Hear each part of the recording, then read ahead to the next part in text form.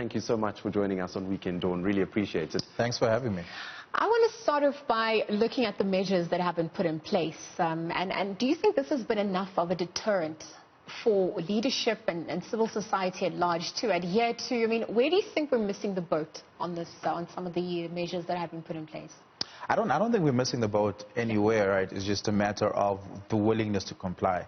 Yeah. And I think the case of Stella Ndabeni-Abrams showed us quite clearly that there are repercussions, even as a politician, if you do not comply to the regulations, you know. And this is not just in South Africa, this is worldwide. It's an impression that the whole world is taking this serious. New Zealand's health minister, for instance, has been demoted after he took a 20-kilometer drive with his family during their lockdown. Scotland's chief medical officer had to resign after she went to her second home just twice. Doesn't seem serious, but during this time, that is obviously a very serious thing. Yeah. And so I just think it's about a willingness to comply. I think the rules are very clear, and people just have to comply, especially ministers who have to lead by example. You know, and it seemed that the country had this frustration since Lindiwe Zulu's video surfaced on Instagram. When she was in Melrose. Yeah, but the difference there is that we weren't actually in the lockdown just yet. Yes. Right? So it was just before the lockdown, where social distancing was encouraged instead of enforced. And now it's enforced and not just encouraged. And so the rules are different this time around.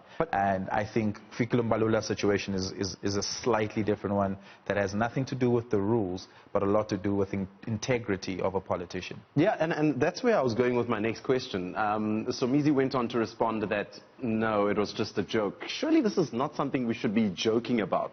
Social distancing, as you said, is now enforced. Yeah. You got to follow it no matter who you are, no matter how high you are in terms of parliamentary seats or whatever your status is. Yeah. And the fact that a line around a joke was involved with that in his apology statement, surely that's taking shots at South Africans directly in their faces, isn't it? So one of two things are possible here, and both of them have a morally distasteful outcome. The first is either Somizi is telling the truth and he did make a joke.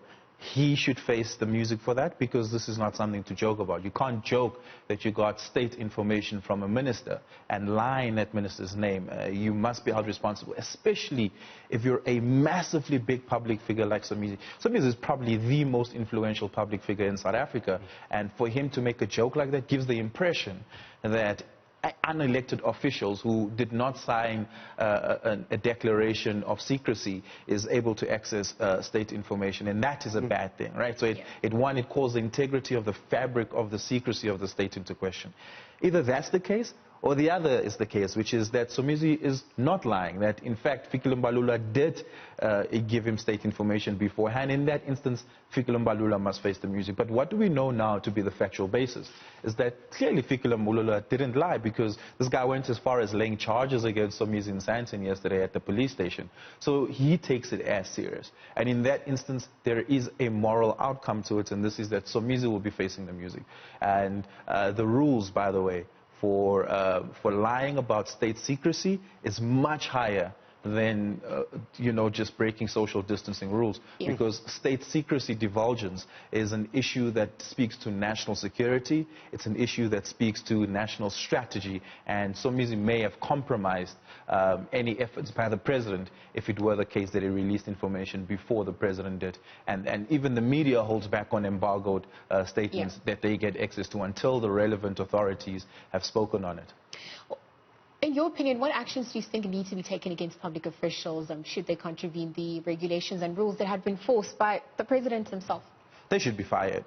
Wow. I think simple as that. I think what Stella Ndabeni-Abrams got was a slap on the wrist. I mean, 2 months at home. That's not much of a punishment, right? This is nice leave. One of those months she's not getting paid, but come on, she's a minister, right?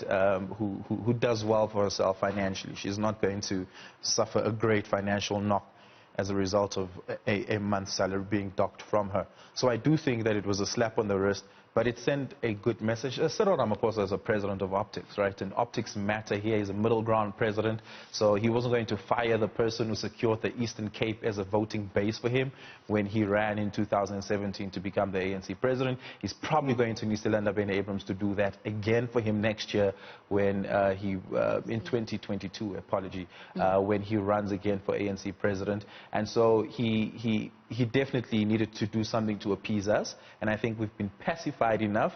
I think the action speaks louder than what it truly is, and that mattered for him at this particular moment. Well, I want to go specifically again to the Mbalula and the Somizi situation here. Do you think more needs to be done from the president's side, from the presidency, to take more action against either of them, or is it just going to land up just being court case because a charge was laid in a police station and then slap on the wrist via however it happens? If the president does anything, he would be overreacting. In this instance, it either is Mbalula's lying or Somizi's lying. And right now it seems the balance of probability of evidence leans towards Somizi having been lied to one. Somizi is an unelected official. There's nothing the president can do to him. Somizi doesn't serve in public office.